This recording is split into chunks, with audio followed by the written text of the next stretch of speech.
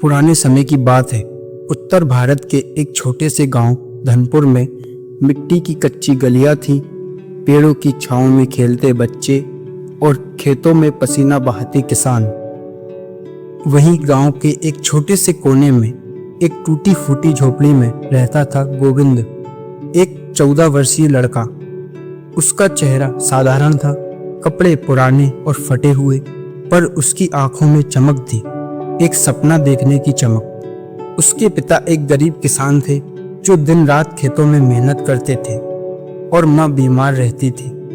गोविंद का सपना था कि वह पढ़ लिख कर कुछ बड़ा बने, अपने माता पिता को गरीबी से बाहर निकाले। पर गांव में लोग कहते थे, गरीब का सपना किस्मत के भरोसे ही चलता है। गोविंद स्कूल जाता पर अक्सर भूखा होता। उसके पास किताबें नहीं थी, जूते नहीं थे, पर इच्छा प्रबल थी। गांव के मास्टर जी भी उसकी लगन देखकर हैरान थे। कई बार गांव वाले उसे ताना देते थे, पढ़ लिख कर क्या करेगा जब तुझे आखिर में खेत ही जोतना है। लेकिन गोविंद मुस्कुराता और कहता, किस्मत अपने आप नहीं बदलती, मेहनत से बदलती है। एक दिन उसके पिता खेत में गिर पड़े और उन्हें दिल का दौरा पड़ गया। घर में खाने के लाले पड़ गए, माँ की दवाइयाँ छूट गई। गोविंद को स्कूल छोड़ना पड़ा और खेत संभालने पड़ गए।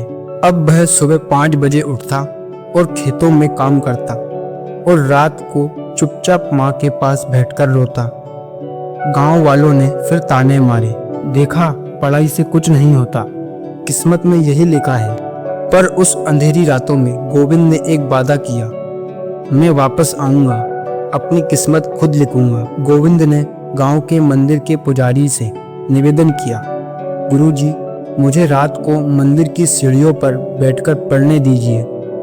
पुजारी जी ने उसकी लगन देखकर इजाजत दे दी। अब गोविंद दिन भर खेतों में काम करता और रात को चुपचाप लालटेन की रोशनी में पढ़ाई करता। उसके पास किताबें नहीं थी तो उसने पुराने अखबार, मंदिर की पुरानी किताबें और गांव के मास्टर जी से मांगकर पढ़ाई शुरू की। गांव के एक स्कूल में इंटर ग्राम प्रतियोगिता हो रही थी।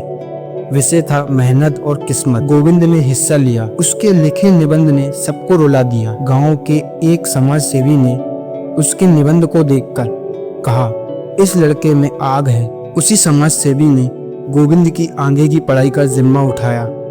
उसे शहर के स्कूल में दाखिला मिल गया। नया माहौल, नए लोग। गोविंद सहमा, डरा, पर रुका नहीं। हर कठिनाई में उसने अपने पिता की मेहनत और माँ की दवा याद की। 2 साल बीत गए।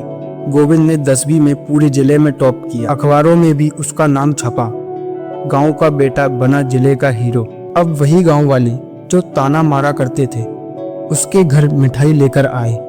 मास्टर जी की आंखों में आंसू थे और माँ की आंखों में गर्व। गोविंद ने कॉलेज की पढ़ाई भी स्कॉलरशिप पर पूरी की। रातों की नींद, सर्दी की ठिठुरन और गर्मियों की तपिश सबको मात देकर एक दिन गोविंद ने वो कर दिखाया जो उसने बचपन में मंदिर की सीढ़ियों पर वादा किया था। वह एक IAS अधिकारी बन गया। पहली नियुक्ति के बाद गोविंद अपने गांव लौटा। वही टूटी फूटी गलियां, वही खेत, वही मंदिर। पर इस बार एक फर्क था।